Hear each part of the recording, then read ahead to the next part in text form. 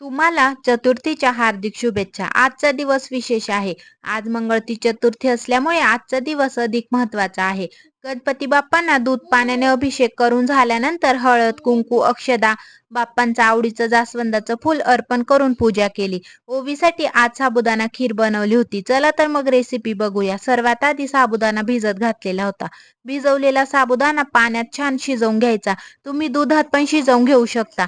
मिक्सरमध्ये खजूर, मनुका, काजू, बदाम, थंड झालेला साबुदाणा आणि आवश्यकता असेल तर पाणी घालून छान बारीक वाटून घ्यायचे. यात तुम्ही गूळ, वेलची, तूप घालू शकता. तयार आहे चविष्ट साबुदाणा खीर. बाळाला साबुदाणा हलक्या पचण्यासाठी अतिशय उपयुक्त आहे. पोटदुखी असल्यास बाळाला आराम मिळतो. कार्बोहायड्रेट आणि स्टार्च असल्यामुळे बाळाचे वजन वाढते. साबुदाण्यात प्रथिने अल्प प्रमाणात असते, त्यामुळे स्नायूंची वाढ आणि हाडांच्या विकासासाठी मदत होते. 6 महिन्यानंतरच बाळाला साबुदाणा पाणी थोडं प्रमाणात देऊन सुरुवात करायची. जास्त चिकट किंवा घट्ट खीर टाळावी. बाळाला अधिक प्रमाणात देऊ नये, त्यामुळे वजन जास्त प्रमाणात वाढू शकते. शुगर वाढ होऊ शकते. Bye bye.